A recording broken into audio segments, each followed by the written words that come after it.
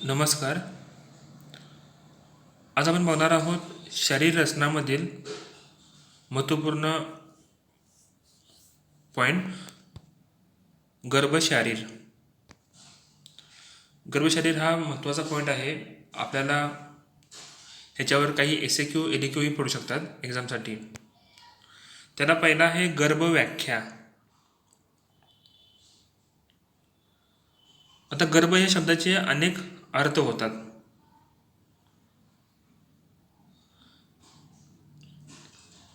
साधारणतः कसं असतं की गर्भधारणेपासून 3 महिन्यापर्यंत म्हणजे अंगप्रत्यंग निर्माण होईपर्यंत गर्भाशयस्थ जीवाला गर्भ असे म्हणतात आणि अंगप्रत्यंग निर्माण झाल्यानंतर त्याला शरीर असे म्हटले जाते. पण व्यवहारामध्ये असा शब्द वापरला जात नाही. तर गर्भाशयस्थ जीवाला गर्भ असे म्हटले जाते. लक्षात घ्या, गर्भाशयस्थ जीवाला गर्भ असे म्हटले जाते. तर आपल्या आयुर्वेद संहितामध्ये गर्भ या संबंधी अनेक रेफरन्स आपल्याला सापडतात. त्यातला एक आहे म्हणजे गर्भस्थू खलु अंतरिक्ष वायो अग्नी तोय भूमी विकार चेतनाधिष्ठान भूतः चरक शारीस्थान 4. म्हणजे गर्भ म्हणजे पंचमहाभूतांचे विकार व चेतना यांचे अधिष्ठान होय, अशी व्याख्या सांगितलेली आहे. आणखी एक सांगितले म्हणजे शुक्रशोणितम गर्भाशयस्थम आत्मः प्रकृती विकार समूर्छितम गर्भ इत्युच्यते सुश्रुत शारीस्थान 5. गर्भाशयामध्ये शुक्र आणि शोणित यांचा संयोग होऊन त्यामध्ये आत्मा, प्रकृती व विकार यांच्या संयोगाने जो घनीभूत आकार निर्माण होतो त्याला गर्भ असे म्हणतात. तर आणखी व्याख्या की सगळ्यात समजायला सोपी, आपण जास्त वापरू शकतो अशी व्याख्या म्हणजे ही की शुक्रशोणित जीव संयोगे तू खलु कुक्षिगते गर्भ संज्ञा. शुक्रशोणित जीव संयोगे तू खलु कुक्षिगते गर्भ संज्ञा ही वाक्य महत्त्वाची आहे. सगळ्यांनी हा श्लोक पाठ करायचा आहे. ह्याचा अर्थ म्हणजे स्त्रीच्या कुक्षीमध्ये म्हणजे बीजवाहिनीच्या तुंबिका भागामध्ये म्हणजे ॲम्प्युलरी पार्ट जो असतो फॅलोपियन ट्यूबचा तो पार्ट, तर ह्या भागामध्ये शुक्र, शोणित व जीव यांचा संयोग झाल्यास त्याला गर्भ असे म्हणतात. ही व्याख्या आपण कॉमनली वापरतो फर्स्ट इयरपासून ते लास्ट इयरपर्यंत. जेव्हा जेव्हा गर्भाची व्याख्या आपल्याला विचारली जाईल तेव्हा ही व्याख्या आपल्याला आलीच पाहिजे. शुक्र शोणित जीव संयोगे तू खलु कुक्षिगते गर्भसंज्ञा. म्हणजे स्त्रीच्या कुक्षीमध्ये शुक्र, शोणित व जीव यांचा संयोग झाल्यास त्याला गर्भ असे म्हटले जाते. त्याचा पुढचा पॉईंट आहे गर्भनिर्माण हेतू, की गर्भाची निर्मिती करण्यामध्ये कोणकोणते घटक हे सहभागी असतात. त्या श्लोक आहे, सगळ्यांनी श्लोक लिहून घ्यायचा आहे, महत्त्वपूर्ण आहे आणि हा श्लोक सगळ्यांनी पाठ करायचा आहे. ध्रुवम चतुर्णाम सान्निध्यात गर्भः शात विधिपूर्वकः ऋतुक्षेत्र अंबु बीजानां सामग्रयादम अंकुरो यथा सुश्रुत शारीस्थान 2/33. तर श्लोक काय सांगितलं आणि तर आपण बघूया. ध्रुवम चतुर्णाम सान्निध्यात गर्भः स्यात् विधिपूर्वकः ऋतुक्षेत्र अंबु बीजानां सामग्रयाद अंकुरो यथा. ह्याचा अर्थ म्हणजे ज्याप्रमाणे झाडाचा अंकुर उत्पन्न होण्यासाठी ऋतू म्हणजे उन्हाळा, पावसाळा, हिवाळा जे काय असेल ते, पुन्हा क्षेत्र, त्या श्लोकमध्ये पहिला येते ऋतू. ऋतू म्हणजे काय तर उन्हाळा, पावसाळा, हिवाळा. त्यानंतर क्षेत्र म्हणजे जमीन. अंबू म्हणजे पाणी आणि बीज म्हणजे आपण जे बी पेरणार आपण किंवा वापरणार ते, हे जेव्हा 4 घटक असतात त्याचवेळी अंकुराची निर्मिती होते. बरोबर आहे. त्याचप्रमाणे मी काय सांगितले तर गर्भाची उत्पत्ती होण्यासाठी आपल्याला आता आपल्या शरीराच्या म्हणजे संदर्भात ऋतुक्षेत्र, अंबू आणि बीज यांची जेव्हा आपल्याला आवश्यकता असते आणि ते जेव्हा आपल्याला अवेलेबल होतात त्याचवेळी आपल्या त्याचवेळी स्त्रीच्या शरीरामध्ये गर्भरूपी अंकुरा तयार होतो. तर यामध्ये आपण एक एक करत जाऊया. आपण पहिला येते ऋतू. तर ऋतू म्हणजे गर्भधारणेस योग्य असा काल. पहिला पॉईंट आहे ऋतू. ऋतू म्हणजे काय? गर्भधारणेस योग्य असा काल. म्हणजे काय? तर दर महिन्यामध्ये स्त्री रजस्वला झाल्यानंतर येणारा काल.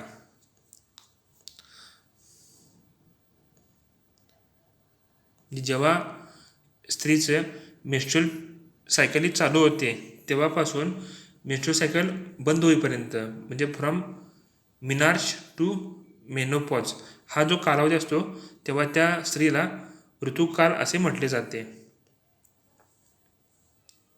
तर ऋतू म्हणजे ऋतुदर्शन झाल्यापासून गर्भधारणेस योग्य अशी अवस्था होय. ऋतुकाल म्हणजे गर्भधारणेस योग्य असा काल. आता गर्भधारणा ही स्त्रीमध्ये आर्तस्रावावर अवलंबून नसून बीजो उत्सर्ग म्हणजे ओव्युलेशन ह्यावर मुख्यतः अवलंबून असते.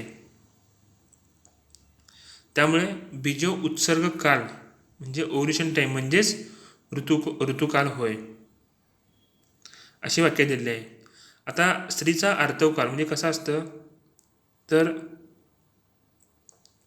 जेव्हा स्त्री 12 वर्षाची होते जनरली असं होतं की त्यानंतर तिची जी अवयव असतात त्यांची वाढ पूर्णता होते. गर्भाशय स्तन यांची वाढ पूर्ण होते आणि त्यानंतर दर महिन्याला एक असे एका ओव्हरीमधून एक असं दर महिन्याला त्यामधून ओव्युलेशन होतं आणि गर्भधारणेसाठी सगळी तयारी केली जाते. जर त्या काळात गर्भधारणा झाली तर पुढची पिरियड ही मिस होतात. पुढची मेन्स्ट्रुअल सायकल येत नाही. जर त्या काळात समजा गर्भधारणा झाली नाही तर पुन्हा 8 दिवसानंतर सगळा तो स्राव वाहून नेला जातो आणि त्यालाच प्रतिमासी त्याला ऋतुदर्शन म्हणजे आर्तस्राव सुरू होतो. अशा स्त्रीला रजस्वला असे म्हटले जाते. आणि जेव्हा वृद्ध काळाने जेव्हा शरीर जीर्ण होते तेव्हा म्हणजे साधारण 50 वर्षाच्या आसपास हा जो स्त्रीचा आर्तकाल जो असतो तो समाप्त होतो. त्याला रजोनिवृत्ती किंवा मॉडर्नच्या भाषेमध्ये मेनोपॉज असे म्हटले जाते.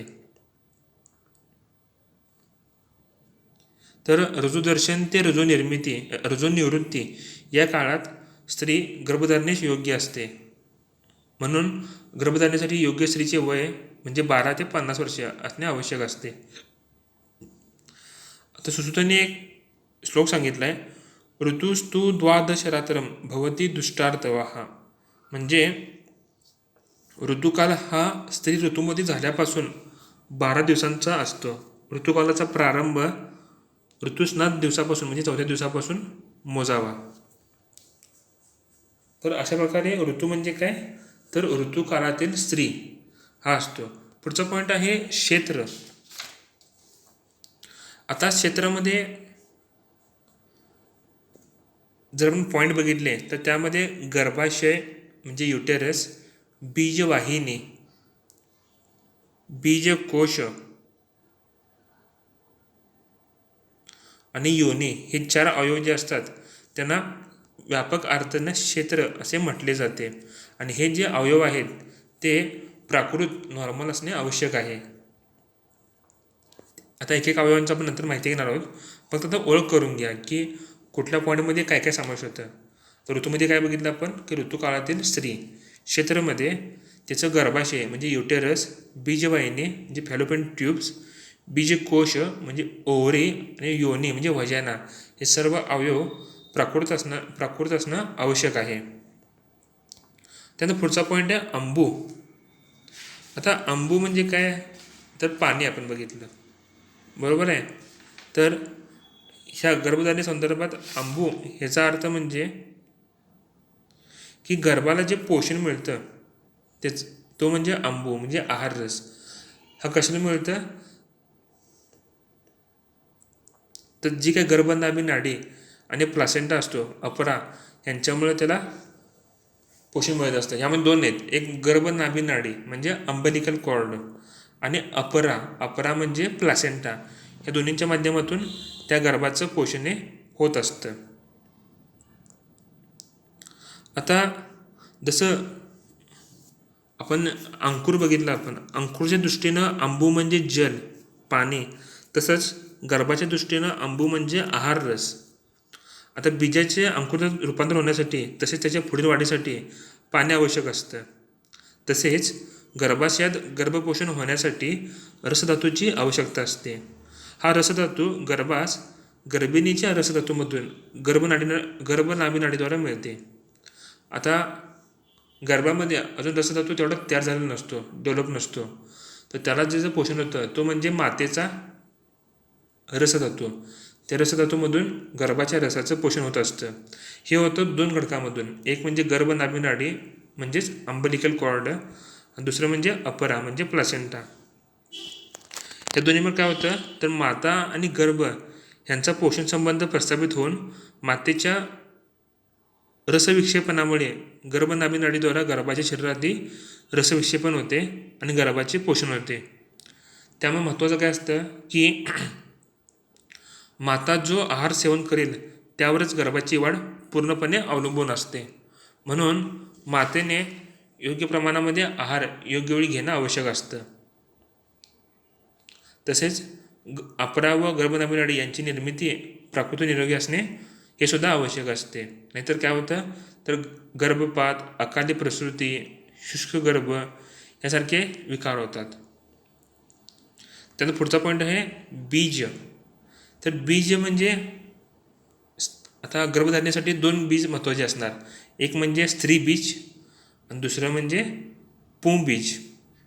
हे दोन्ही बीज पण कसं आहे, स्त्री बीज म्हणजे स्त्रियाकडून येणारे बीज आणि पुंबीज म्हणजे पुरुषाकडून येणारे बीज. हे दोन्ही पण बीज शुद्ध असणं आवश्यक असतं.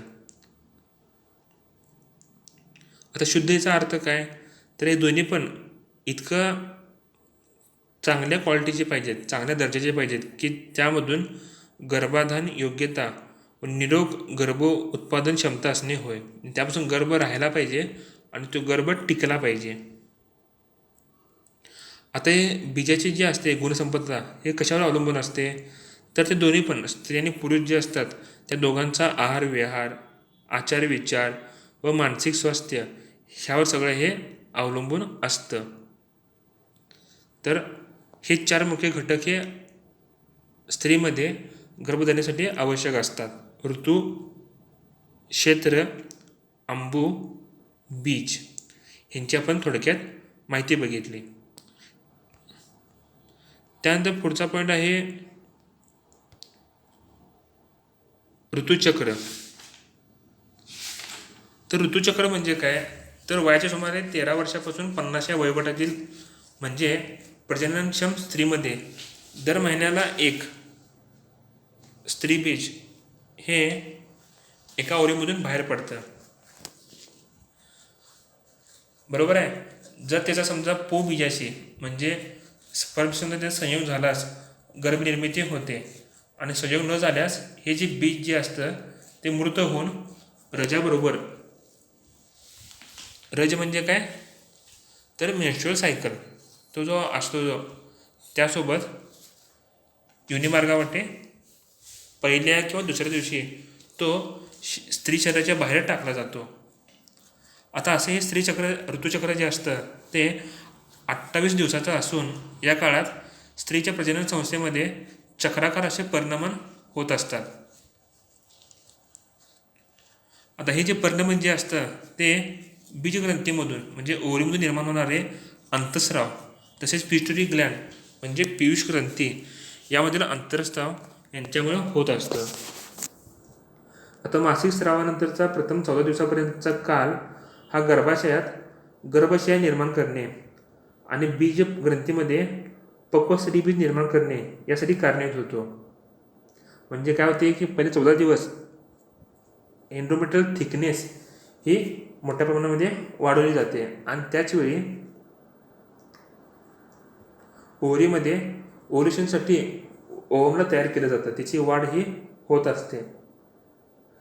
आता 14व्या दिवशी किंवा त्याच्या आसपास स्त्री बीज हे बीजग्रंथीमधून बाहेर पडतं आणि ते बीजवाहिनीच्या पुष्पित प्रांताकडून बीजवाहिनीकडे आकर्षित जाते व नंतर ते बीजवाहिनीमध्ये प्रवेश करते. म्हणजे काय होतं, 14व्या दिवशी त्याच्या आसपास ओव्ह्युलेशन होतं आणि ओव्हरीमधून ओवम हा बाहेर टाकला जातो. त्यानंतर तो फॅलोपियन ट्यूब्सकडून घेतला जातो आणि फॅलोपियन ट्यूब्समधून तो त्याचा प्रवास हा चालू होतो. आता तिथं ते 72 तासापर्यंत जिवंत राहतं. जे जवळजवळ 3 दिवस हे ओवम जे असतं ते जिवंत राहतं. तर ह्याच काळामध्ये जेव्हा याच काळात पुरुषाचा स्त्रीशी समागम होऊन पुंबीजाचा स्त्रीबीजाचे संयोग झाल्यास गर्भधारणा होते व पुढे बीजग्रंथी व गर्भाशय हे गर्भवाढीकरता उद्युक्त होतात. म्हणजे ह्या 3 दिवसामध्येच जर समजा स्पर्म आणि ओवम यांचा युनिफिकेशन झालं तरच काय होणार की गर्भनिर्मिती होणार. आणि लगेच आता गर्भनिर्मिती झाली की त्यानंतर ते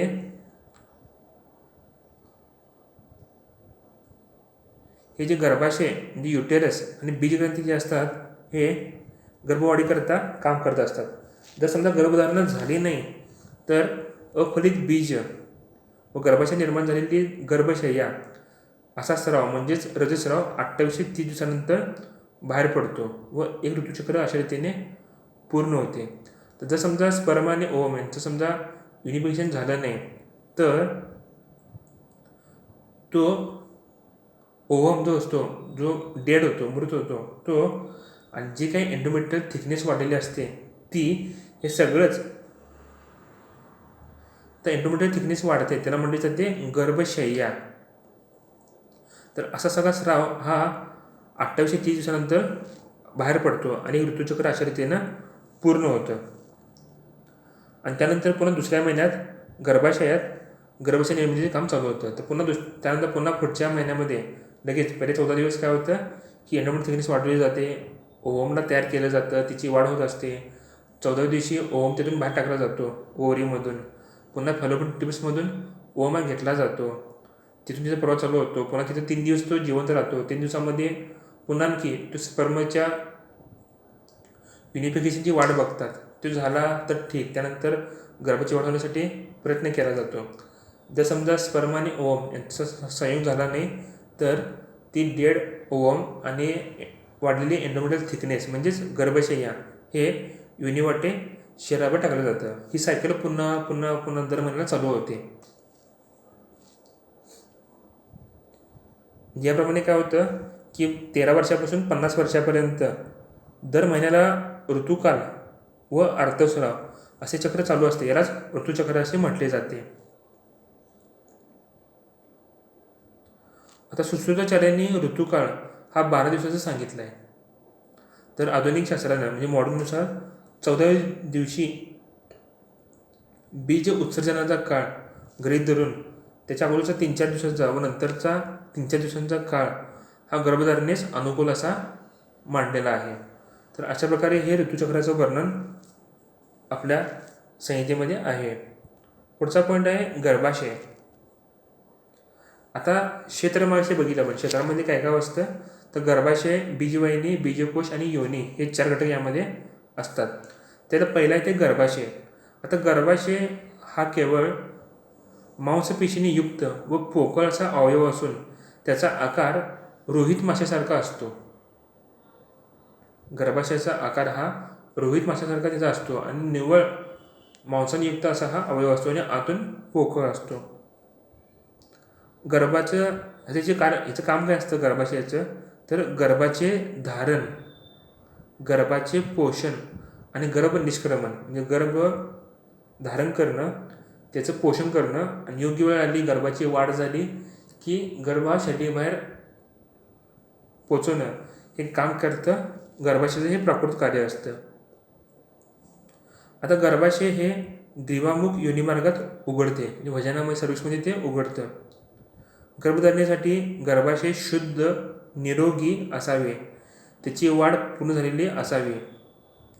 गर्भधारणेसाठी युटेरस हे पूर्णपणे डेव्हलप झालं पाहिजे आणि ते विदाउट एनी डिसीज असं पाहिजे, निरोगी पाहिजे. आर्तशोणित दर्शन रजस्राव दर महिन्यास प्राकृत प्रमाणामध्ये असावे. तर जी काही मेंस्ट्रुअल सायकल असते ती त्यावेळी 28 दिवसाला झालेली पाहिजे आणि गर्भाशय मुखाची वाढ ही परिपूर्ण पाहिजे. जे काही सर्व्हिक्सचं मुख असतं ते पण पूर्णपणे वाढलेलं पाहिजे चांगल्या प्रकारे. त्यानंतर पुढचा पॉईंट आहे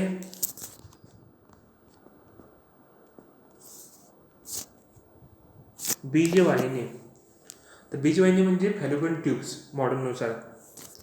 तर गर्भाशयाच्या दोन्ही बाजूस असणाऱ्या या नलिकाकार वाहिन्या बीजकोशातून बाहेर पडलेले बीज आपल्या पुष्पित प्रांताद्वारे आकर्षित करून बीजवाहिनीच्या आतील लोमश अंतस्तर व पुंसरण गती यांच्या साहाय्याने हळूहळू गर्भाशया परत वहन करतात. जेव्हा ओव्ह्युलेशन होतं तेव्हा ते फिंबरी जे असतात फॅलोपियन ट्यूब्सचे, फिंबरीद्वारे काय करतात तर ते ओव्हम जे असतो त्याला फॅलोपियन ट्यूब्समध्ये घेतात आणि तिथे काही सिलेरी लाईक केसासारखी अशी रचना असते, त्यावर त्याची मुवमेंट होऊन ते फॅलोपियन ट्यूब्समधून ॲम्प्युलापर्यंत ते ओव्हम जे आणलं जातं.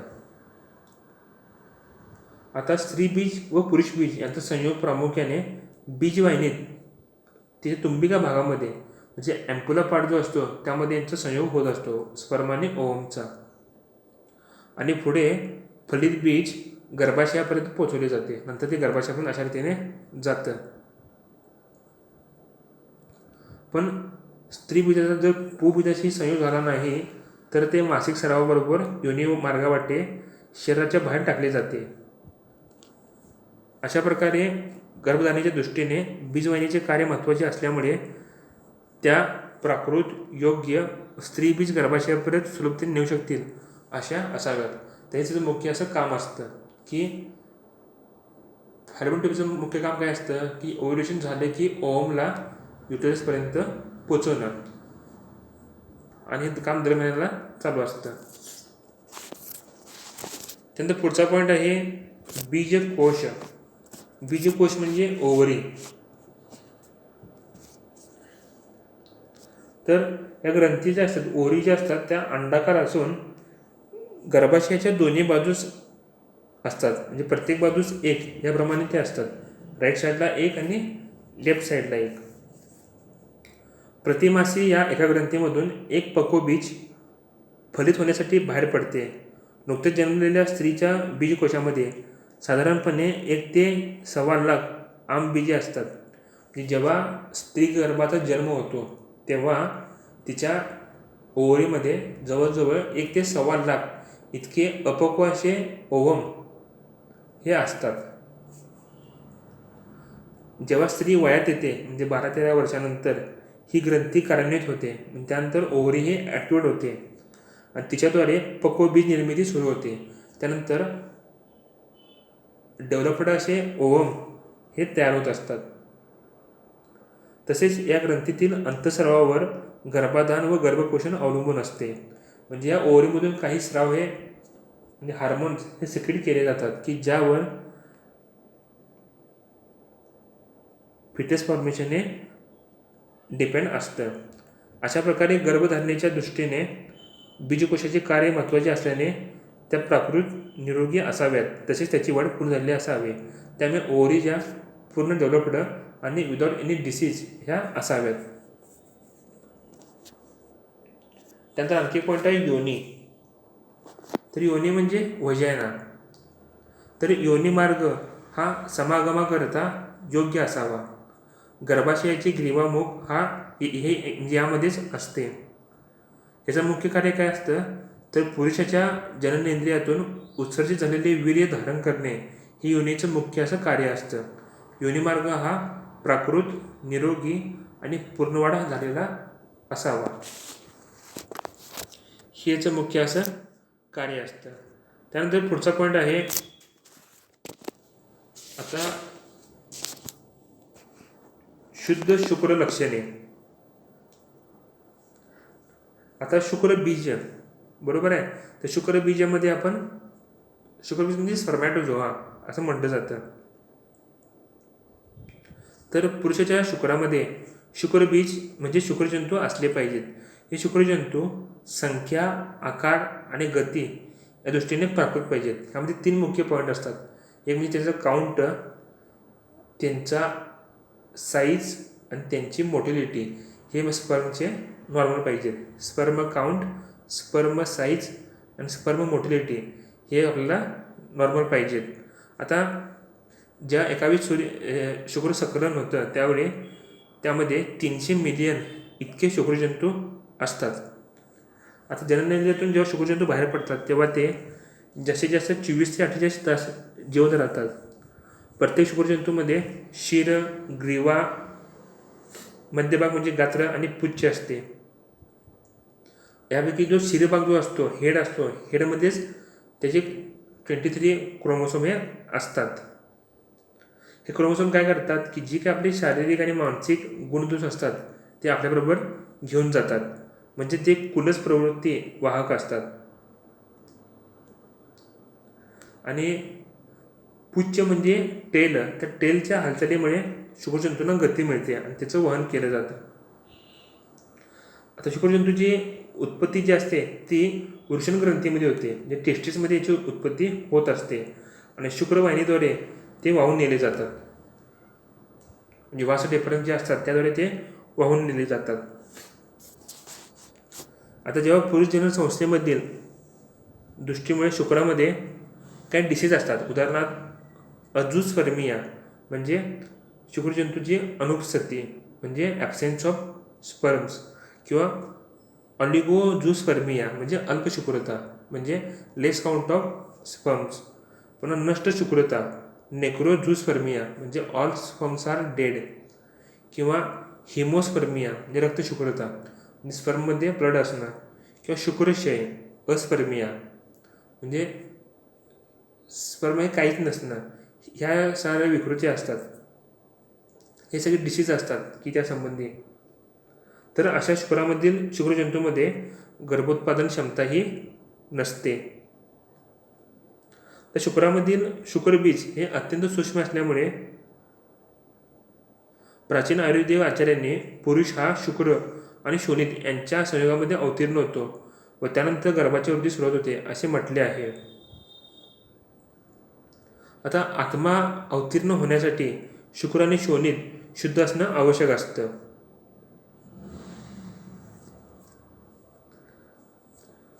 आता शुक्र ह्याचं पर्यायनाम म्हणजे तेज, रेत, बीज, वीर्य. शुक्र धातूची माहिती घेताना आपण यांची माहिती बघितली आहे. तर शुद्ध शुक्र लक्षणे. तर याचा श्लोक आहे महत्त्वपूर्ण, तुम्ही नोट डाऊन करून घ्या आणि हा पाठ करायचा सगळ्यांनी. स्फटिकाभम द्रवम स्निग्धम मधुरम मधुगंधीच शुक्रमिच्छन्ति केचितु तैलशोद्र निभम यथा. तर स्फटिकाप्रमाणे श्वेतवर्ण, द्रवरूप, स्निग्ध, मधुर, मधुसारखा गंध असणारे शुक्र शुद्ध समजावे. परंतु काही आचार्यांच्या मते तैल आणि मधुच्या रंगाचे शुक्रसुद्धा शुद्ध समजावे. सुश्रुतशास्त्रान 2/11 हा त्याचा रेफरन्स पॉईंट आहे.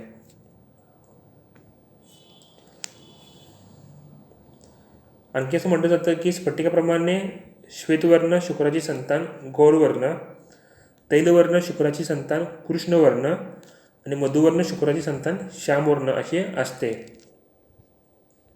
तर शुक्र हे स्निग्ध असल्यामुळे मैथुनानंतर योनीमध्ये उत्सर्जित झालेले शुक्र तिथे चिकटून राहते आणि मैथुनजन्य घर्षणापासून तप्त झालेल्या योनीच्या श्लेष्मल कलेची शांती करून तिच्यामध्ये शोषित होऊन स्त्रीच्या शरीरपुष्टीस सहाय्य करते. आता शुक्राची आणखी 3 लक्षणं काही आचार्यांनी सांगितली आहेत. एक म्हणजे सौम्य शुक्रम म्हणजे सोमगुण भूयिष्ठ म्हणजे या शुक्रामध्ये कफाच्या गुणांची अधिकता ही असते. त्यानंतर अविदाही म्हणजे ज्याचा उत्सर्ग होताना किंवा उत्सर्ग झाल्यानंतर कोणत्याही प्रकारचा विदाह किंवा जळजळ होत नाही. आणि पिच्छील म्हणजे पिच्छीलतेमुळे शुक्राणू हे योनीपासून गर्भाशय आणि बीजवाहिनीपर्यंत जलद गतीने व विशेष अडचण न येता जाऊ शकतात. तर हे मुख्यतः तिचे 3 गुण असतात आणखी की सौम्य, अविदाही आणि पिच्छील. तर एकावेळी सुमारे 2 ते 4 मिली शुक्र हे उत्सर्जित होतं आणि या शुक्रामध्ये प्रामुख्याने उष्णगती निर्माण होणारे शुक्रजंतू शुक्रप्रणालीमार्फत येतात आणि शुक्रप्रपिका म्हणजे सेमिनल वेसिकल्स आणि पौरुष ग्रंथी म्हणजे प्रोस्टेट ग्लॅन्ड यामध्ये निर्माण होणाऱ्या बुळबुळीत स्रावामध्ये मिसळतात. आता हे जे शुक्रजंतू असतात स्पर्मॅटोझोआ हेच खरे पुरुषबीज असतात. त्यानंतर पुढचा पॉईंट आहे आर्तव. तर आर्तवाला पर्याय म्हणजे रज हा शोणितम रक्तम स्त्री शुक्रम रसच. तर स्त्री शरीरामध्ये दरमहा ऋतुकाळ निर्माण होते त्यास आर्तवाशी म्हटले जाते. ऋतुभवम आर्तवम. अष्टांगोदय शारीरस्थान 1. ऋतुभवम म्हणजे दर ऋतुकाळामध्ये जे काय तयार होतं त्याला आर्तव असे म्हटले जाते. आता पुरुषामध्ये जसं शुक्र असतं तसं स्त्रियांमध्ये आर्तव असते. पण गर्भनिर्मितीमध्ये ह्या दोन्हींचं कार्य हे वेगवेगळं असतं. म्हणजे काय तर पुरुषाला स्त्रीच्या योनीमध्ये शुक्रजंतू हे सोडावे लागतात. तर स्त्रीला काय असतं की आपले बीज हे बाहेर टाकायचे नसतं, तर आपल्या बीजाला शरीरामध्ये ठेवून पुरुष बीजाला आपल्या शरीरामध्ये ग्रहण धारण करायचे असते. म्हणून आर्तवाचे मुख्यतः 2 प्रकार असतात.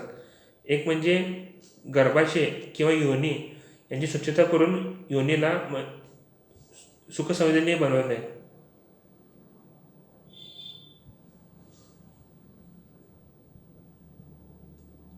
तर आर्तो म्हणजे मुख्यतः 2 गोष्टी असू शकतात. एक म्हणजे ओहम आणि दुसरा म्हणजे ओहम म्हणजे अंतपुष्प आणि दुसरा म्हणजे बहिपुष्प म्हणजे मेन्स्ट्रुएशन और मेन्स्ट्रुअल ब्लड. लक्षात ठेवा आर्तवामध्ये 2 गोष्टी ह्या येतात. एक म्हणजे बहिपुष्प म्हणजे मेन्स्ट्रुएशन और मेन्स्ट्रुअल ब्लड आणि दुसरं म्हणजे अंतपुष्प म्हणजे ओहम. या 2 गोष्टी असतात. तर या 2 गोष्टी ह्या एकाच वेळी उत्पन्न असतात. तर ह्या दोन्ही गोष्टी ह्या वेगवेगळ्या वेळी असतात.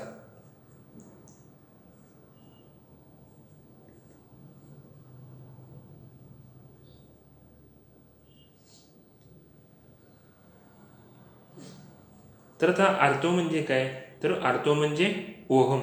लक्षात ठेवायचं ओहमलाच आर्तवाचे म्हटले जाते. तर पुढचा पॉईंट आहे शुद्ध आर्तव लक्षणे. आता हे आर्तव म्हणजे बहिपुष्प.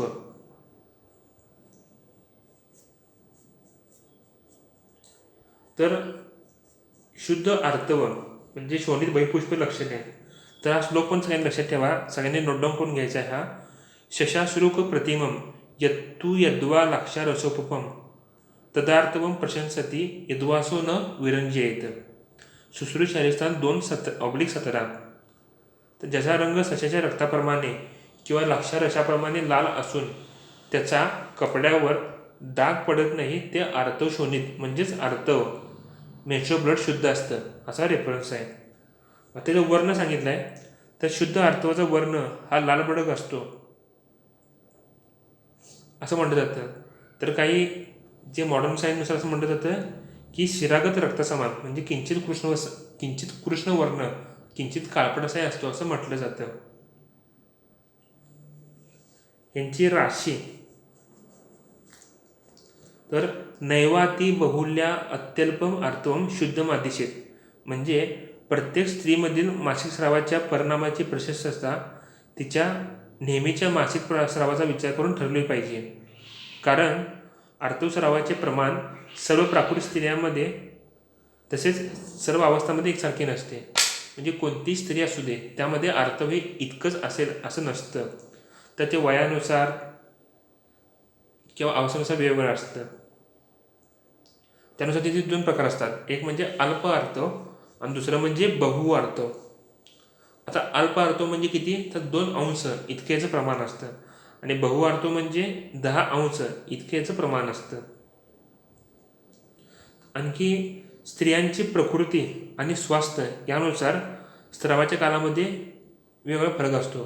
तर काही स्त्रियांमध्ये 2 दिवस तर काही स्त्रियांमध्ये 7 दिवसापर्यंत सुद्धा हा मेन्स्ट्रुअल ब्लिडिंग हे होत असतं. म्हणजे हे पण नॉर्मल असतं. 2 ते 7 दिवस हा नॉर्मल कालावधी आहे. ह्यापेक्षा जर जास्त असेल तर ते ॲबनॉर्मल असतं. पुन्हा आणखी असं म्हटलं जातं की निष्पिच्छ दाहते. चरकाने असं उल्लेख केला की निष्पिच्छ दाहते म्हणजे आर्तस्रावाच्या वेळी कोणत्याही प्रकारचा त्रास होत नाही, हे प्रशस्त आर्तवाचं लक्षण आहे. म्हणजे स्त्रीला जेव्हा मेन्स्ट्रुएशन होतं त्यावेळी तिला कोणत्याही प्रकारचा त्रास झाला नाही, त्यालाच निष्पिच्छ दाहते. हे म्हणजे नॉर्मल मेन्स्ट्रुएशनचं लक्षण असतं. जर त्याला त्रास होत असेल तर ते ॲबनॉर्मल असतं.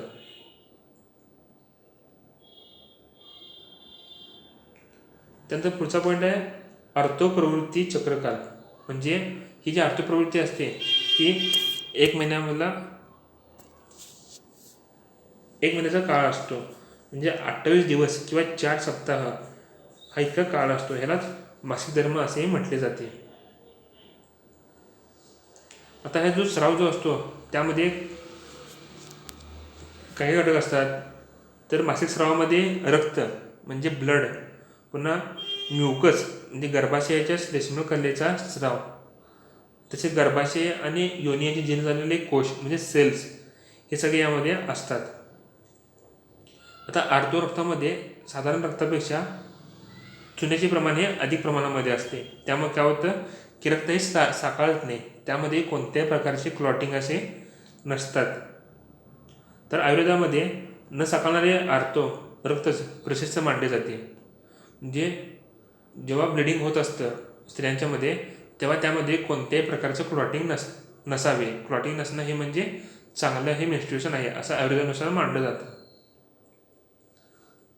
तसेच आर्तस्रावाचा कपड्यावर डाग पडत नाही. म्हणजे आर्तशोणितामुळे मलिन झालेले वस्त्र गरम पाण्याने धुतल्यास निर्मल म्हणजे डागविरहित होते असे म्हटले जाते. त्यानंतर पुढचा पॉईंट आहे आर्तोदर्शन व बीजोत्सर्ग यांचा संबंध.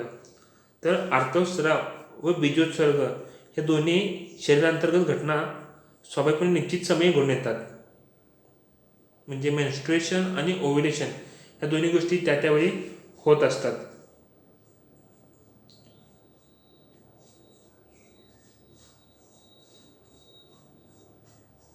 आता कोशापासून जेव्हा बीज उत्सर्जित होतो तेव्हा त्याच्या पोकळीमध्ये रक्त भरले जाते आणि काही कालावधीनंतर त्या स्थानी उराण बनतो. त्या उराणयुक्त पोटास बीज किनपुट किंवा कॉर्पस लुटियम असे म्हणतात. आता या किनपटापासून एक विशेष पदार्थ निर्माण होतो, त्याला प्रोजेस्टेरॉन असे म्हटले जाते. हा पदार्थ रक्तामध्ये मिसळून गर्भाशयाच्या अंत आवरणास उत्तेजित करून त्याची वृद्धी करतो. तर या पदार्थाशिवाय बीजकोशापासून इस्ट्रोड्रिऑल नावाचा पदार्थ बनतो आणि तो प्रोजेस्टेरॉनच्या गर्भाशयाच्या अंतर आवरणास वृद्धी कार्यास सहकार्य करतो. म्हणजे प्रोजेस्टेरॉन आणि इस्ट्रोड्रिऑल हे दोन्ही म्हणून एंडोमेट्रियल थिकनेस वाढवण्याचं काम करत असतात. ज्या प्रकारच्या परिवर्धित नवीन अंतःस्तराशिवाय गर्भ हा गर्भाशयास संलग्न होऊ शकत नाही, त्याशिवाय म्हणजे त्यापासून इम्प्लांटेशन हे होऊ शकत नाही.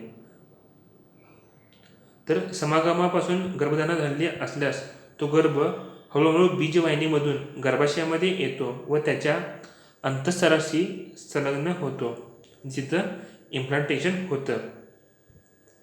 जर समजा इम्प्लांटेशन झालं नाही, गर्भधारणा झाली नाही, तर ह्या बीज किनपुटाचा क्षय होऊन त्यापासून प्रोजेस्टेरॉन हे तयार होत नाही. त्यामुळे काय होतं तर गर्भाशयाचा जो वर्धित असतो अंतःस्तर नष्ट होऊन जी काही थिकनेस वाढलेली असते एंडोमेट्रियलची ती डिस्ट्रॉय होते आणि ते योनिमार्गावाटे बाहेर पडतं. त्याला म्हटलं जातं मेन्स्ट्रुअल सायकल किंवा आर्तस्राव.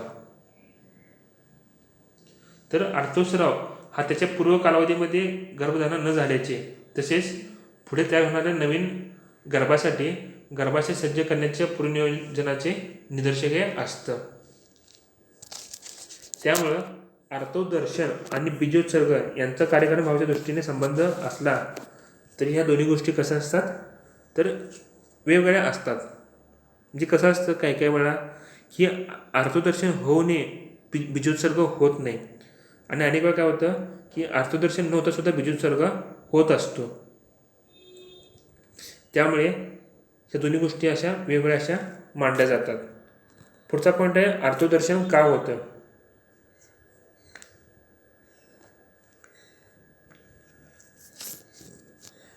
तर आर्तदर्शनाशिवाय जर गर्भधारणा होऊ शकते तर प्रतिमास आर्तस्राव का होतो हे प्रश्न पडतो ना आपल्याला. तर त्याचे काही फायदे आहेत आर्तस्रावाचे. पहिलं म्हणजे त्याच्या प्रारंभापासून यौवनावस्थेच्या प्रारंभाचे व त्याच्या निवृत्तीपासून यौवनावस्थेच्या निवृत्तीचे ज्ञान होतं. म्हणजे जेव्हा मीनाक्षीपासून स्त्री ही गर्भधारणेस योग्य आहे आणि मेनोपॉजपासून स्त्री ही गर्भधारणेस योग्य नाही असं हे आपल्याला इंडिकेशन मिळतं. दुसरं म्हणजे प्रतिमास मासिक धर्म व्यवस्थित झाल्यामुळे स्त्रीच्या शरीरातील दोष वाहून जातात आणि स्त्रीची स्वास्थ्य टिकून राहते. जे काही दोष असतात ते शरीरामधून स्त्रीच्या त्या दिवसामध्ये वाहून जातात. पुन्हा तिसरं म्हणजे योग्य वय होऊ नये. जर ऋजुदर्शन न झाल्यास स्त्रीच्या स्त्रीत्वाच्या कमतरतेचे तसेच तिच्या स्वास्थ्य विकृतीचे ज्ञान होते. जर समजा 12-13 वर्षानंतर सुद्धा समजा की मेन्स्ट्रुएशन झालं नाही, ब्लिडिंग झालं नाही, तर याचा अर्थ काय असतो की त्या स्त्रीमध्ये स्त्रीत्वाची कमतरता असते आणि ती व्यक्ती स्वस्थ नाही आहे. चौथा फायदा म्हणजे प्रतिमास योग्य वेळी ऋजुदर्शन होणाऱ्या स्त्रीच्या बाबतीत योग्य वेळी ऋजुदर्शन न झाल्यास तिच्या स्वास्थ्य विकृतीचे ज्ञान होते. हे बघितलं आपण आता. तसेच आर्तदर्शनामुळे गर्भधान होण्यासाठी तसेच गर्भधान टाळण्यासाठी योग्य कालाचं ज्ञान होतं. म्हणजे ह्या मेन्स्ट्रुअल सायकलच्या माध्यमातून की कधी स्त्री पुरुषांनी संबंध ठेवले पाहिजेत आणि कधी त्यांना समजा गर्भधारणा नको असेल तेव्हा सेफ पिरियड त्यांनी शोधला पाहिजे, हे पण आपल्याला ज्ञान त्यावरून होत असतं. आर्तस्रावामुळे स्त्रीच्या अपत्य मार्गाची स्थिती आणि प्रतिक्रिया या गोष्टी शुक्रजंतूच्या प्रवेशासाठी म्हणजेच गर्भधानासाठी अनुकूल असतात. तर जेव्हा शुक्रजंतू हा स्त्रीच्या शरीरात प्रवेश करतो तेव्हा त्यासाठी रेडीमेड अशी ही प्रक्रिया ही म्हणजे ही आर्तस्राव प्रक्रिया अशी असते. आणखी समागम केल्यानंतर आर्तदर्शन बंद झाल्यास गर्भधानाचे ज्ञान होते. म्हणजे एखादी समजा जर पिरियड मिस झाला की त्या महिन्यामध्ये त्यामध्ये आर्तदर्शन झाले नाही, मेन्स्ट्रुएशन झालं नाही, तर याचा अर्थ काय असतो की गर्भधान झालेलं आहे, कन्सेप्शन झालेलं आहे. तर ह्याचंसुद्धा इंडिकेशन आपल्याला आर्तदर्शनामधून मिळतं. आणखी आहे ऋजुदर्शनाच्या आधारे प्रसवकाळ निश्चित करता येतो. की आता जर समजा आर्तदर्शन मिस झालं तर त्यानंतर कोणत्या महिन्यामध्ये 9व्या महिन्यामध्ये 9 महिने आपल्याला कालावधी हा मोजता येतो आणि कोणत्या महिन्यामध्ये प्रसवकाल म्हणजे डिलिव्हरी होणार ह्याची आपल्याला तारीख काढता येते. तर त्यासाठी सुद्धा आर्तकाल हा महत्त्वपूर्ण असतो की ह्यामधून आपल्याला कळते की अंदाजे कोणत्या महिन्यामध्ये गर्भधारणा म्हणजे डिलिव्हरी होऊन जाईल. तर ह्या कारणासाठी आर्तदर्शन हे आपल्याला महत्त्वपूर्ण असतं. तर इथंपर्यंत आपण शुक्र आर्तव यांची थोडक्यामध्ये माहिती घेतलेली आहे. थँक्यू.